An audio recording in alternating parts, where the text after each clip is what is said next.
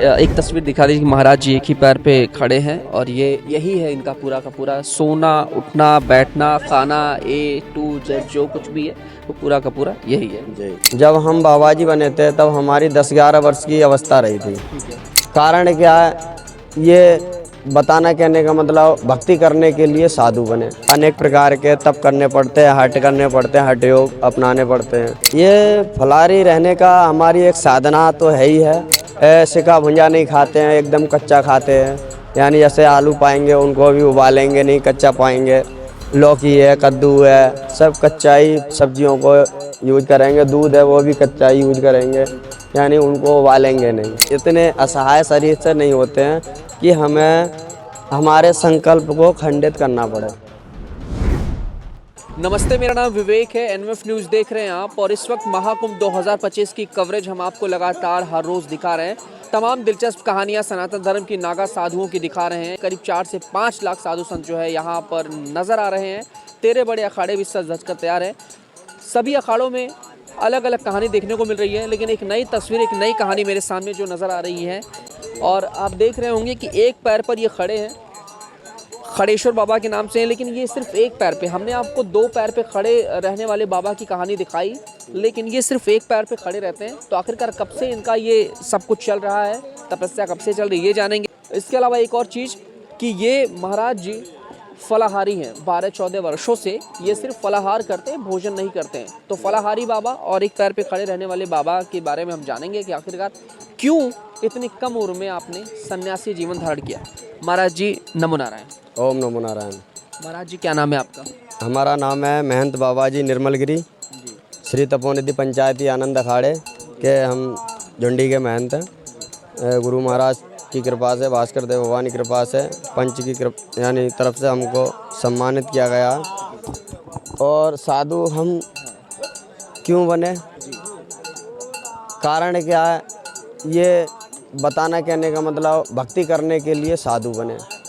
कारण तो हमारे सामने, हम बचपन से साधु हैं, कोई कारण ही नहीं रहा जब हम बाबा जी बने थे। महाराज जी क्या उम्र रही होगी उस दौरान आप? जब हम बाबा जी बने थे तब हमारी 10-11 वर्ष की अवस्था रही थी।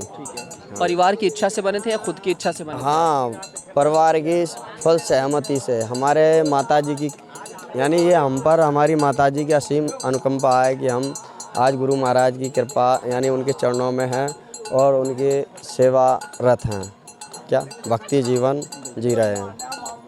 ये बताइए कि क्या वर्ष रहा होगा, मतलब आपने बताया 10 से 11 वर्ष की उम्र रही होगी। कहाँ से हैं ये बता दीजिए। हम हमारी जन्मभूमि डिस्ट्रिक्ट बदायूं से, यानी ये आपके बरेली मंडल में पड़ता है। बदायूं ग्राम सरा बगौली, ध्यान भी नहीं रहा ना, तहसील विलसी। एक चीज़ मैं आपको बताऊं कि परिवार को मोह माया को लेकर के जो एक अंदर से भावना रहती है वो इतनी हट गई है कि महाराज जी को अपने गांव तक का नाम नहीं पता है। बताने में जो है हिचकिचा रहे हैं। ध्यान नहीं आ रहा था तो ध्यान किया। क्या उम्र रही होगी आपकी हमारे इस दौरान, और अभी कितनी उम्र है? अब तो हमारी 35-36 वर्ष की। हम अपने आप को बहुत बड़ा समझते हैं पहले से। जब हम साधु बने थे तब तो बहुत छोटे बच्चे थे। अनेक प्रकार के तप करने पड़ते हैं, हठ करने पड़ते हैं, हठ योग अपनाने पड़ते हैं। आपने बताया कि फलाहारी भी हैं ऑफ कैमरा। क्यों फलाहारी बने और क्या कहानी रही फलाहारी बनने की? कहाँ से आया कि हम फलाहारी रहेंगे? ये फलारी रहने का हमारी एक साधना तो है ही है। और हम क्यों फलारी हुए इस विषय में हम नहीं कह सकते, क्यों ये हमारा पर्सनल मैटर है। समझने वाले समझते भी कुछ न कुछ अपने मन में इच्छा होगी, तपस्या होगी जो कि बताया नहीं जाता दूसरों को। इस वजह। कितने वर्ष हो गए फलाहारी रहते हुए? फलारी रहते हुए हमको 12 वर्ष से ऊपर हो गया। 12 वर्ष से ऊपर। 13-14 वर्ष होने जा रहा है। क्या खान पान रहता है, क्या कैसी दिनचर्या रहती है? खान पान में क्या खाते हैं फिर अगर आप फलाहारी? खान पान में तो खैर बहुत कुछ ही खाते हैं। और फलारी में बहुत सारे व्यंजन पदार्थ हैं खाने को, जानने वालों के लिए। सिर्फ फल ही खाया जाता है फलाहारी में? हाँ, अनेक अपना अपना मत है। कोई सिका भुंजा नहीं खाते हैं, एकदम कच्चा खाते हैं।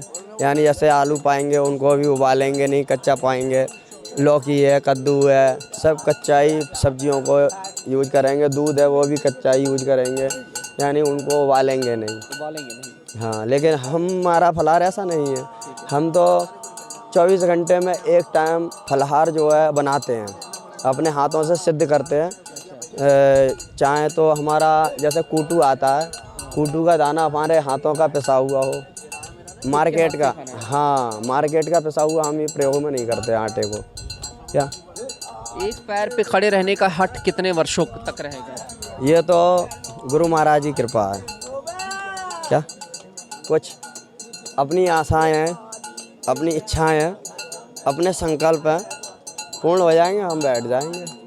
क्या अपने निजी कोई स्वार्थ नहीं है किसी संकल्प किसी कार्य में। महाराज जी ये बताइए कि आपको करीब मान के चलिए आप 10-12 साल की उम्र रहेंगे, करीब 20-21 साल हो गए आपको सन्यासी बने हुए। ज़्यादा हो गए। ज़्यादा ही हो गया मेरे ख्याल से 22-23 साल से। हाँ हाँ हाँ। ठीक है।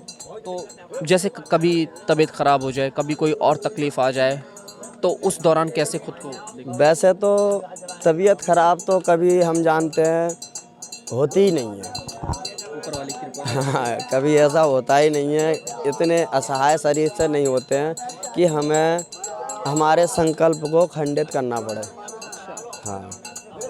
अच्छा, गलती से या किसी भी दौरान अगर ये आपकी जो तपस्या है ये भंग हो जाए या खंडित हो जाए, जैसे क्या उस दौरान पश्चाताप रहता है, फिर कैसे उसे आप दोबारा से शुरू करते हैं? इसमें पहले तो ये खंडित होना नहीं चाहिए। क्यों हम कोई कर्म कर रहे हैं उसको यदि खंडित हो जाएगा तो फिर वो कर्म कहाँ रहेगा? क्या तो खंडित नहीं होना चाहिए। सोना उठना बैठना सब ऐसे ही होता है आपका? सब ऐसे ही रहता है निरंतर, 24 घंटे? अनवर्थ, अच्छा। Any time. एक पैर पे ही आप ऐसे? हाँ, एक पैर पे ही।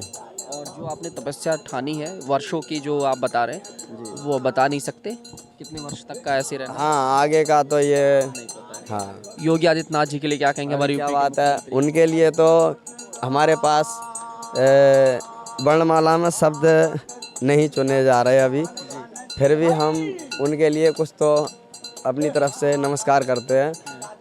बहुत ही धन्यवाद।